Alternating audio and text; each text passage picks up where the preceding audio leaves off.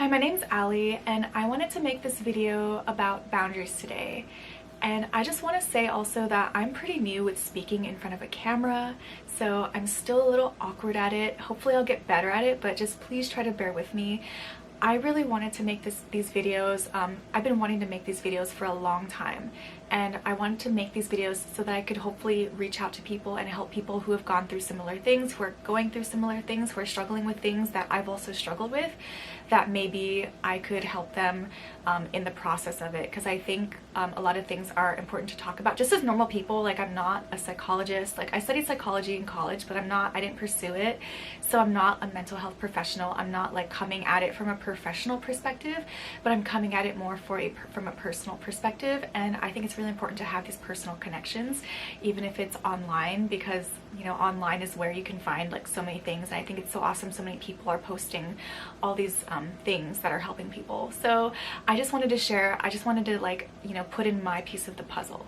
And so today I want to talk about boundaries and how boundaries was one of the most important things that I've had to work on in order to help heal from my trauma and deal with my trauma. But also it's very healing to just, and it's also really scary in the process of learning how to set boundaries and saying no.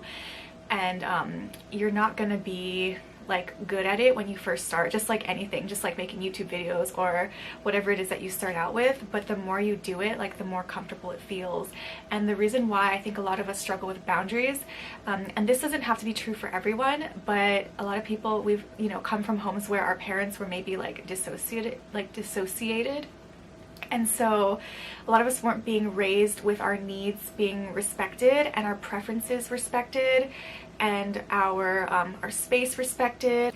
And there's no parenting guide for parents to know how to parent, and also they're going to operate out of their traumas if they haven't realized their experiences and how it affected them and how it's affecting their parenting. And a lot of people are operating so unconsciously. So it's not ever your fault that maybe your boundaries were not respected when you were young, and now that you have a hard time asserting your boundaries because of that. So it's not never anything personal. It wasn't because of you. It was never your fault. So I just wanted to throw that in there as well. So with people like me who have had a really hard time setting boundaries, when in doubt, say no.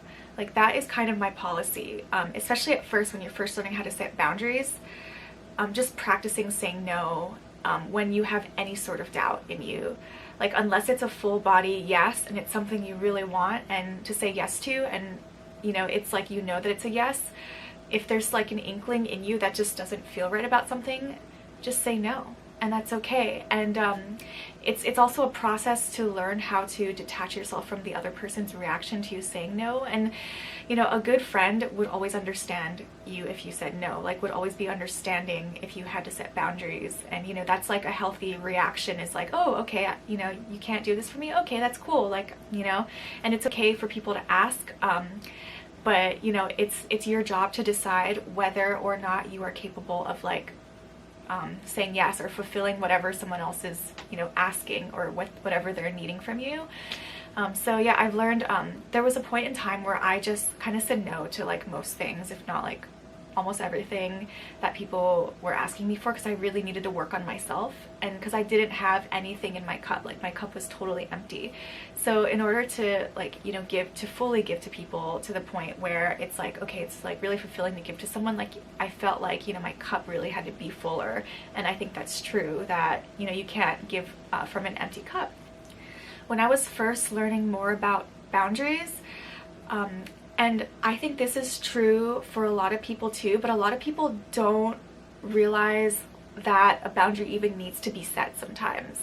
That's because if we couldn't be ourselves and proclaim, freely say yes or no to things when we were really young, if we were if our parents bulldozed us into doing things we didn't want to do and things like that, and if those types of things happened prior to in our lives, then it's gonna make an impact on people even knowing if they needed to set a boundary. So sometimes I would say yes because I just didn't know that, I didn't even know that the answer was really a no, if that makes sense. So I think a lot of people struggle with this, and it's not that you had to have gone through a really difficult childhood in order to not be good with boundaries, because I think naturally people just do want to say yes. But there definitely has been something, you know, impacting us who, like the people who have been having a harder time, having a harder struggle with like saying yes in a healthy way and saying no in a healthy way. So for me, sometimes like I didn't know even that a boundary needed to be set, and I wouldn't know until later after I had maybe already said yes to something or did something, and I'd be like, oh, actually that didn't feel right for me, like I should have said no. And so in that situation, I just kind of keep a mental note for myself. It's just like, okay, when, like, you know, sometimes it just takes me a while to process things. Sometimes I need to take more time to decide whether it's a yes or no, or if it's some kind of like spur of the moment thing.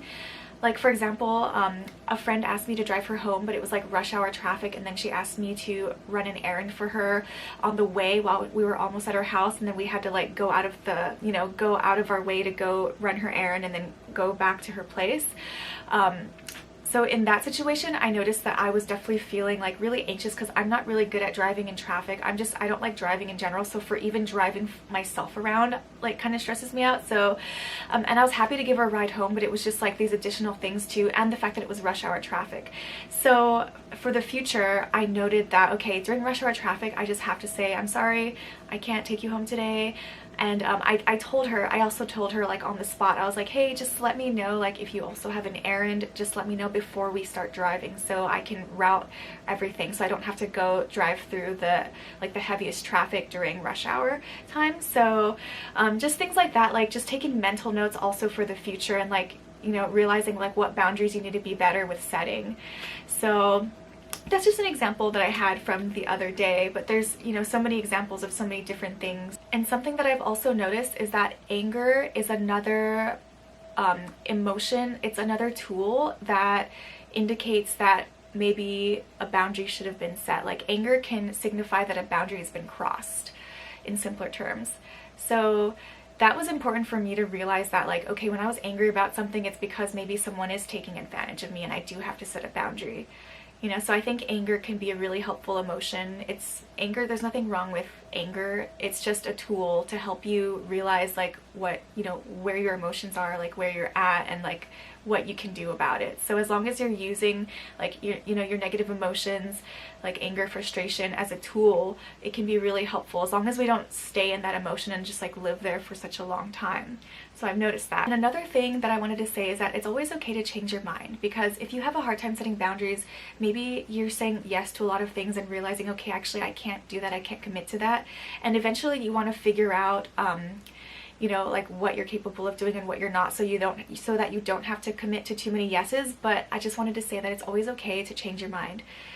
Within reason, like unless you agreed to something that was like your friend really needed you to do something like tomorrow, and you know, if you're canceling the last minute, that would be upsetting.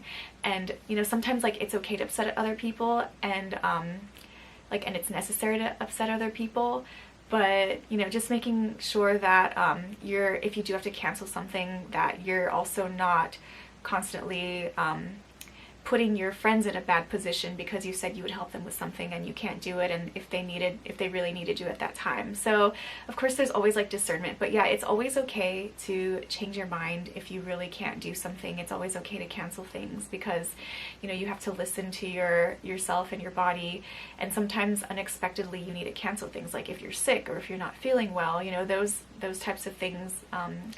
You should definitely always prioritize yourself and put yourself first. And a good friend will always respect your needs too. So if you have to say no to a friend, if they're not reacting in a way that's like kind to you, and if they're just reacting badly to you saying no, that's probably the type of person that, you know, I wouldn't really want to have as a friend anyway. Because if a friend had to set a boundary with me, like if I asked for something, you know, I would easily understand if they couldn't do something that I asked them to do.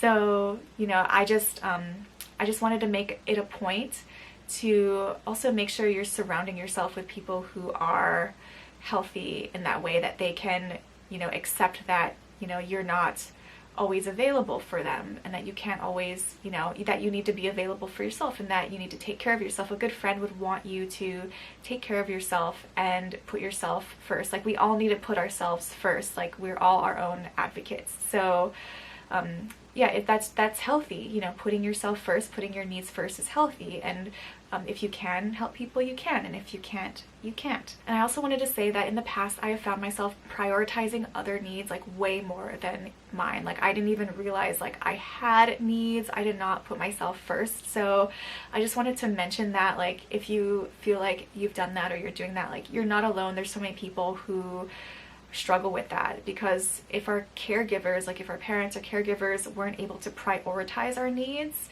and what we wanted or what was best for us, not that we had to get what we want every time, but it's just like, in a healthy way, caregivers should be prioritizing like our needs. But if they were prioritizing their needs, and if they were more like leaning narcissistic, and everything revolved around them rather than around us, because as a child, things do need to revolve around you to an extent. Like, you do need that emotional support, you need that, all kinds of support when you're a child, when you're a little child being raised. Like, you needed someone to care for you and consider you.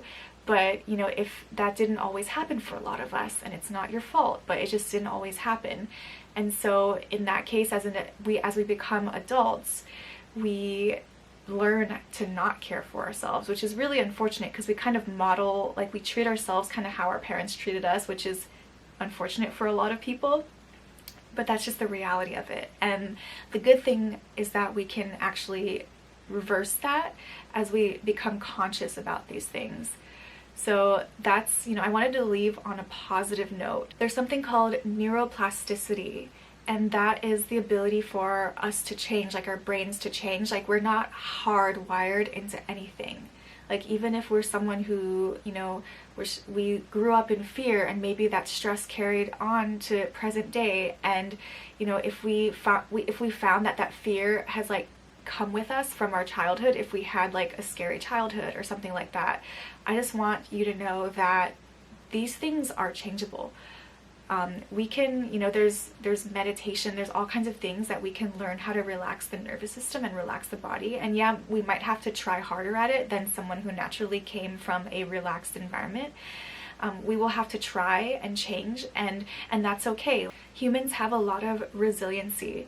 So I believe that we can really heal from pretty much anything. So even if we've gone through like long-term, like pervasive types of like emotional abuse or any kind of abuse, like, and we will find that those abuse patterns like repeat themselves in our lives or in our minds, we can change like our behaviors. We can change the way that we talk to ourselves. And the first thing is just realizing the way that we're talking to ourselves, like realizing that we're not putting our needs first, and realizing that we're self-sabotaging or saying negative things or feeling negative things when we really shouldn't be, and that was really someone else's voice that had that impact on us that we can remove from ourselves. So it's a process, and it won't happen overnight, but it's 100% possible to change your whole life and the trajectory of your life. If you've been in cycles of trauma and patterns and things like that, it's 100% possible. So I just wanted to let you know that hopefully this video was helpful in some way. I just wanted to give a few insights that I've learned about boundaries.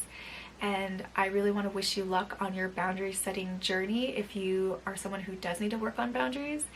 And I'm still working on it too, because I don't always realize that it should have been a no when I said yes, and it's okay. And so yeah, if you resonated with this video, feel free to comment, to like, and subscribe if you want to see more content, and it also helps more people see this video. So thank you so much for watching, and hope to see you in the next one.